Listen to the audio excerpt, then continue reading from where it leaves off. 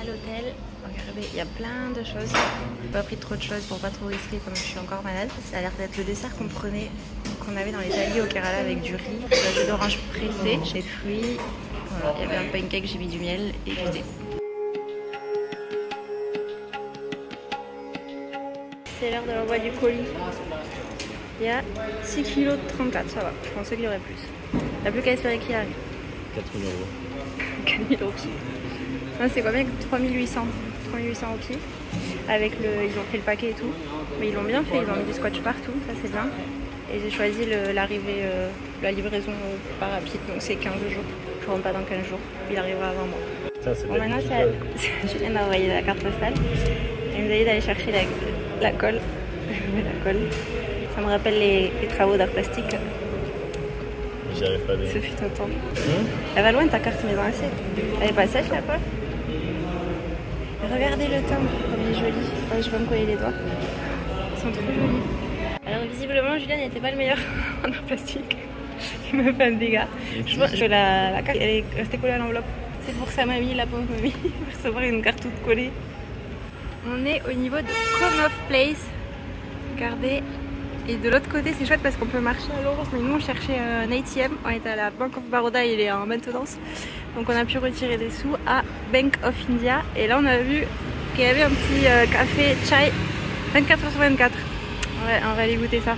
On est dans un petit café. On a pris un thé masala.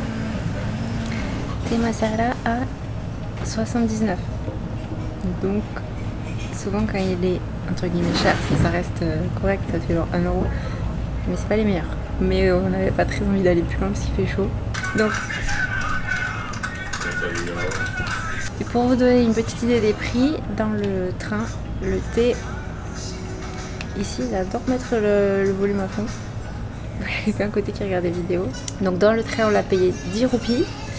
Dans les restos c'est plutôt 20 roupies. Dans les restos indiens, local haut de gamme on va dire 40. Et là, touristique, je sais pas si c'est touristique ou un peu plus encore haut de gamme, bah c'est 80. C'est plus cher qu'on ait payé 80 et c'est pas forcément les meilleurs. Donc pour vous faire un petit résumé, nuit très agitée parce qu'en fait il y a eu un mariage dans la rue là, la rue à tous les hôtels. Et à minuit et les gens se sont mis à crier. Je vais attendre que le monsieur ait fini son coup de fil et je vous raconte après. Plus ça va, plus il parle fort. Je me suis dit je vais me poser au café, je vais vous raconter un petit peu. Ça c'est un des trucs, il y a beaucoup de choses que j'aime en Inde, mais le bruit c'est compliqué pour moi. Les gens qui crient, qui parlent fort, les klaxons en permanence, il y a du bruit tout le temps. Bon, on est sorti. Je sais pas si c'est mieux au niveau du bruit, mais là avec le monsieur qui était juste à côté qui criait, clairement il criait, j'arrivais pas à me concentrer pour vous raconter et je me suis dit que vous allez rien entendre.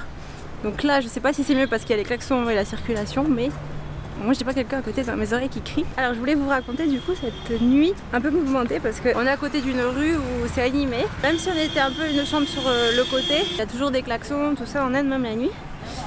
Et d'un coup à minuit, j'entends comme une explosion. Mais j'ai réellement eu peur en fait. Ça m'a réveillée mais surtout j'ai eu peur en fait. Je me suis dit qu'est-ce que c'est ce truc? Ils ont fait exploser un truc juste à côté. On a entendu l'explosion et après les gens qui criaient et je me suis dit il y a un truc à péter quoi, ça y est on est foutu. Et donc du coup je regarde par la fenêtre et c'est à ce moment là que j'ai pris mon portable, mais je pense que je vais vous mettre quelques extraits. Minuit, il y a un monde fou, il y a une cérémonie, il y a un truc qui a explosé mais tellement fort. Je sais pas ce qu'ils font.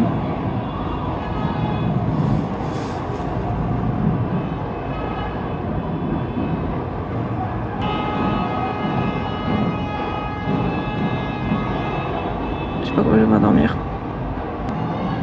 Il y a des chevaux, il y a des chars, il y a des gens sur les... Ah mais c'est peut-être un mariage. C'est possible que ce soit un mariage. Ouais. Oh là là, moi j'arrivais pas à dormir. Je trouvais qu'il y avait une odeur de fumée, d'encens. Bah, c'est peut-être pour ça, parce que la clim doit aspirer l'odeur. Bon. J'ai besoin de me reposer pour prendre des forces. Le bruit qu'il y a, terrible. Pour vous donner une idée un peu de ce que c'était, j'étais à moitié endormie, je savais pas ce qui se passait et je vois des gens se pousser, et plein de gens dans tous les sens. Moi je vois des chevaux apparaître Après je vois une calèche, en fait il y avait des gens sur la calèche, une famille sur la calèche. Et je me suis dit mais qu'est-ce qui se passe quoi, il était minuit, explosion, les gens qui crient. En plus on voyait pas bien parce que je vous ai dit on est sur une rue perpendiculaire. Donc là on marche au niveau de Connaught Place, on marche à l'ombre, ça c'est chouette. Donc ce matin je vais voir le monsieur à la réception, je lui dis qu'est-ce qui s'est passé cette nuit. Il y avait des gens qui ont crié, il y avait beaucoup de bruit. Et le monsieur me dit bah je sais pas, peut-être une manifestation, une cérémonie. Et il y a le monsieur à côté qui lui dit bah c'était sûrement un mariage. Donc oui en fait ça fait sens avec les calèches, ça devait être sûrement les mariés sur la calèche. Les cris, bah sûrement les gens qui les acclament. Et je dis mais il voit que je fais une tête bizarre. Je lui dis bah on n'a pas trop dormi, il va y avoir des mariages tous les jours, tous les soirs. Et il me dit non normalement non. Et il rigolait le monsieur parce que pour lui c'était peut-être normal en fait, et peut-être qu'ils arrivent à dormir avec ce bruit, mais moi je suis désolée, j'arrive pas à dormir avec autant de bruit. Et donc il a été sympa, il nous a dit bon je veux pas prendre trop de risques, je vais vous mettre dans une autre chambre qui est à l'arrière. Pourtant la journée il n'y a pas beaucoup, il y a quelques tuk-tuk tout ça, mais c'est pas non plus, il n'y avait pas full quoi comme à minuit hier. Donc là je pense qu'on va être un peu mieux. Et je pense qu'on va mieux dormir parce que l'hôtel est quand même chouette, hein. L'hôtel où on est il est quand même chouette, et il est bien placé, c'est juste que on n'a pas eu de chance je pense de tomber sur un mariage. Je pense pas qu'il y en ait tous les jours. Après les mariages durent longtemps ici, ils durent pas 15 jours. Donc je me demande si ça va pas recommencer ce soir, on verra. On sera un peu plus à l'abri du bruit. Ce matin on a pris un tuk-tuk en direction de la poste indienne pour aller expédier le fameux colis. Je vais voir des achats qui viennent de Jaipur. Alors attention, je vais regarder quand je traverse parce qu'ici personne ne regarde à notre place. Et à ma surprise, ça s'est fait assez facilement. L'envoi du colis, on est tombé sur un monsieur très sympa. Il nous a tout expliqué, il a fait le carton, il a mis beaucoup de scotch, tout ça, il a bien consolidé le truc. Alors c'était pas très lourd au final, je pensais que j'en aurais pour 10 kilos. Et au total, parce qu'il a compté le packaging, enfin le carton, etc. J'ai payé 4000 roupies pour 6,5 kg. Voilà. Sachant qu'il y a une base en fait, je crois que c'est les 250 premiers grammes, c'était 1070 roupies. Après c'était 80 roupies par 250 grammes. Enfin il y a les tarifs sur le site de la poste indienne, si jamais ça vous intéresse. Et on est bien tombé aussi, on est tombé sur un monsieur qui était sympa, qui nous a tout expliqué. Et il m'a demandé d'écrire l'adresse à laquelle j'envoyais, donc je l'envoie chez mes parents, et l'adresse à laquelle je suis, et mettre numéro de téléphone, mail, etc. Donc il me demande de l'écrire sur un papier. Moi je me suis dit c'est pour le rentrer dans ses données, et je sais pas, il va le faire passer via un QR code au livreur ou quoi.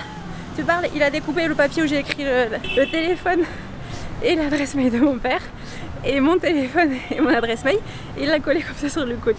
Donc tous nos infos, nos contacts, ils vont faire le tour de l'Inde, le tour du monde plutôt. Il y avait deux solutions, soit c'était express, soit c'était normal. Moi j'ai pris normal, de toute façon je suis pas pressée. Donc il m'a dit environ 15 jours pour arriver. Et express je sais pas combien de temps ça mettait. Mais en tout cas bon plan, donc ça fait environ un peu plus de 40 €. En fait je pense que j'aurais pu mettre plus de choses. Je regarde les stands. Et maintenant je peux plus faire de shopping. Peut-être que si je retrouve une robe comme ça, parce que j'aime bien quand même ma nouvelle robe, peut-être que je l'achèterai. Et que celle-là je vais la garder d'ailleurs, parce que celle-là je vais la mettre souvent en Asie du Sud-Est. Ce qui pèse le plus c'est les carnets en fait que j'ai envoyés. Les carnets ça pesait pas mal. Bon, je commence à avoir mal au bras de porter l'appareil du bout des bras, et on arrive au resto. On est chez Haldiram, c'est un endroit qui est assez connu ici. Il y a un endroit pour les sweets, il y a un endroit pour les snacks. On va essayer de goûter quelques sweets, mais il y a beaucoup de choix. Je pense qu'on va goûter les baklava là, qui ont l'air bons. Et les ladous, mais je sais pas lesquels, il y en a plusieurs. Celui-là, ça a l'air bon. Motichur ladou. Ça, j'en aurais bien mis dans le colis si vous avez vu avant. Ça, c'est super bon, mais par contre, c'est très lourd. Le gulab jamun. On avait repéré cette adresse à Connaught Place, et j'ai un ami indien, moi, si tu passes par là, qui m'avait conseillé cette marque aussi pour les Swan Papi. Donc j'en ai acheté, j'adore ça, c'est sweet.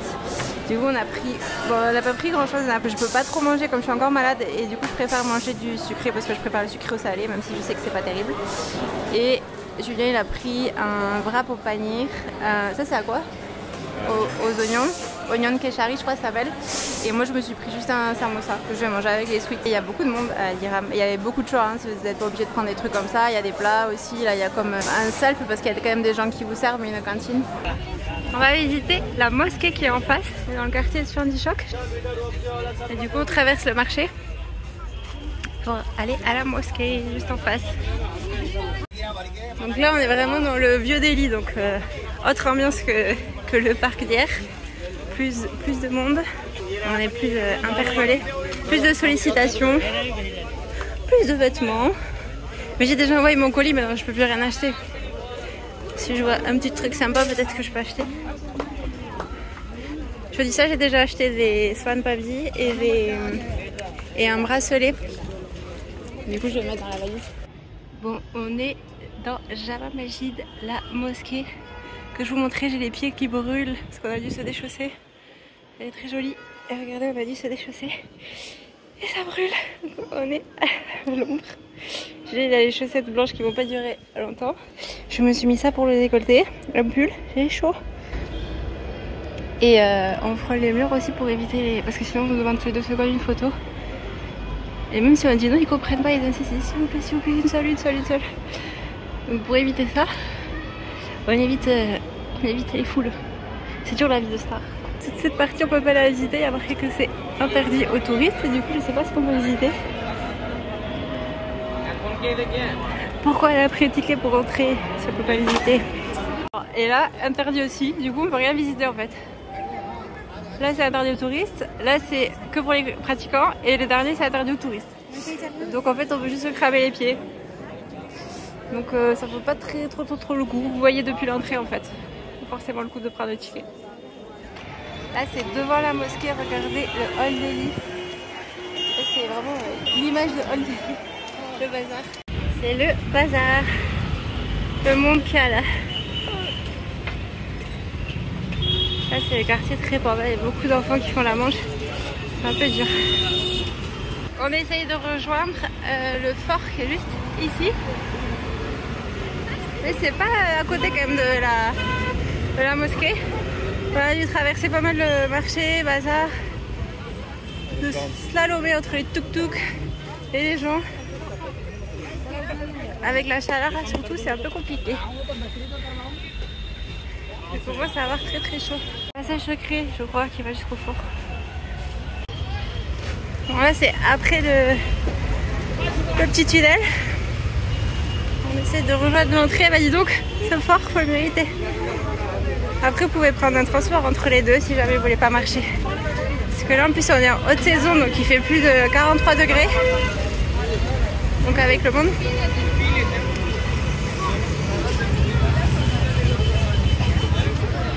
Bon là on est devant le fort mais je sais pas trop où l'entrée. Je sens qu'on va devoir faire le grand tour. On a réussi à rentrer.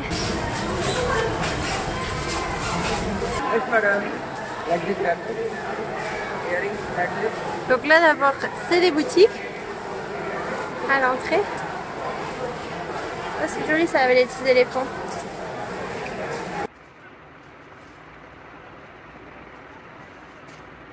Et maintenant je peux plus faire de shopping.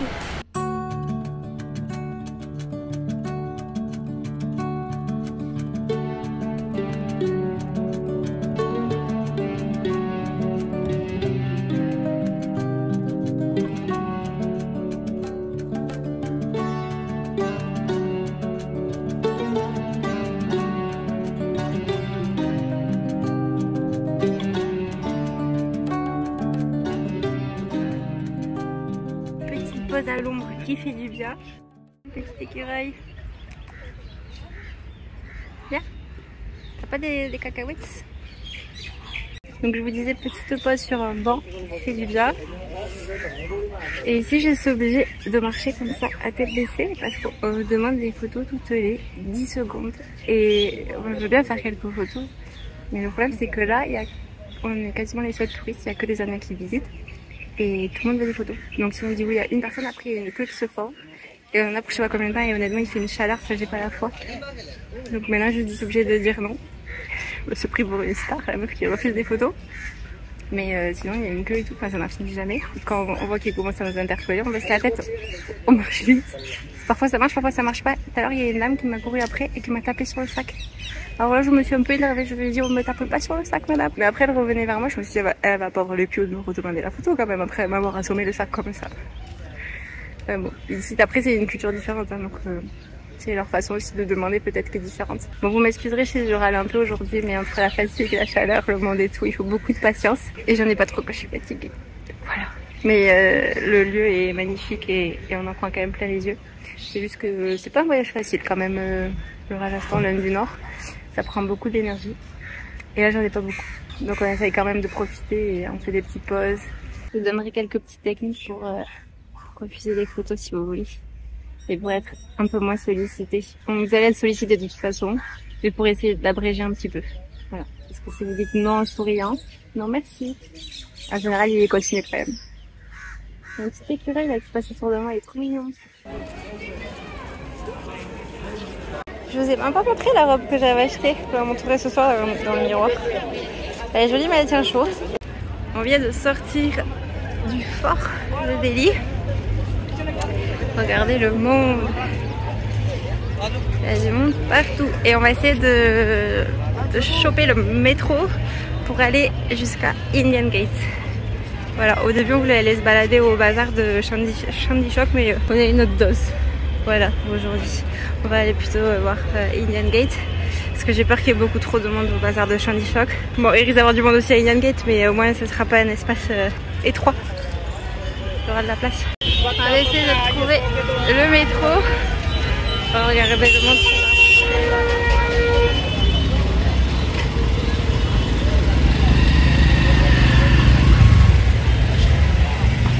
Ah mais il est là le métro. Donc nous on est à Lal Killa et il fallait prendre la jaune, et la jaune c'est un bus, c'est ça? Je crois qu'on va prendre le métro finalement. Bon bah finalement si on a pris le métro, enfin on va prendre le métro, on a acheté un ticket, c'est 30 roupies pour aller jusqu'à Khan Market, là où on était hier, et on va marcher ensuite jusqu'à... Il y a une adresse de Kulfi qu'on a repérée là-bas, et après... Ah mais il arrive. Bon ça y est, on est descendu au métro à la station de Khan Market. Regardez comme c'est beaucoup plus calme pour marcher. Il n'y a personne. On a repéré des kulfi, c'est des, on va dire des glaces indiennes. On en avait mangé aussi à Jaipur et j'en avais pris une dans le Kerala et une à Goa, un peu partout où on est allé. Ensuite on marchera jusqu'à la porte de l'Inde. Indian Gate, qu'est-ce que c'est que ça? On va traverser, non? Oh. Passe vite, vite, vite, vite. Regardez. Oh là là. Il y a des fils électriques qui nous passent sur la tête. Il y a la poussière. Je suis fatiguée. Regardez comme il est drôle. Est-ce que vous avez entendu la blague? Il passe devant, il me dit attention, il y a des fils électriques. Donc moi je vous dis bah il y a des fils électriques sur la tête parce que je suis en train de parler, je ne regarde pas. Et là il est mort de rire, en fait c'est des lianes. Vous voyez ce que je subis même quand je suis fatiguée? Alors que moi je lui fais tout le programme, j'organise tout le voyage. Et voilà comment il me remercie. C'est ingrat. On n'assume pas? Ouais. Parce que hier on est passé devant un tuk-tuk au niveau de India Gate. Et il y avait une grande avenue piétonne où il y avait du monde qui marchait en fin de journée. Donc on s'est dit que ça avait l'air sympa. Donc on allait y revenir en fin de journée. Ici il reste un peu de force. Parce que ça fatigue quand même. L'Inde du Nord surtout. Je vais vous montrer un peu le quartier où on marche. Il n'y a pas beaucoup de circulation, il n'y a pas beaucoup de bruit. Ça change, on va d'un quartier à un autre, on dirait une autre ville, quoi, un autre endroit. Donc ça c'est la partie New Delhi, Old Delhi. J'avais vu dans les blogs tout ça qui conseillait d'alterner Old Delhi et New Delhi. Quand genre on était un peu épuisé de Old Delhi, aller se reposer un peu, se balader dans New Delhi. C'est là qu'on va aller, Krishnadi Kulfi. On va voir, oh ça a l'air bon. Bon, du coup là vous avez plein de sortes de kulfi, nous on a pris le stick, mais sinon il y a les trucs, il y en a qui sont en terre et on a pris le malai kulfi. Voilà. Et par contre, on va s'asseoir. Aussi on peut s'asseoir là. Bon, c'est assis du coup sur cette petite place, c'est sympa.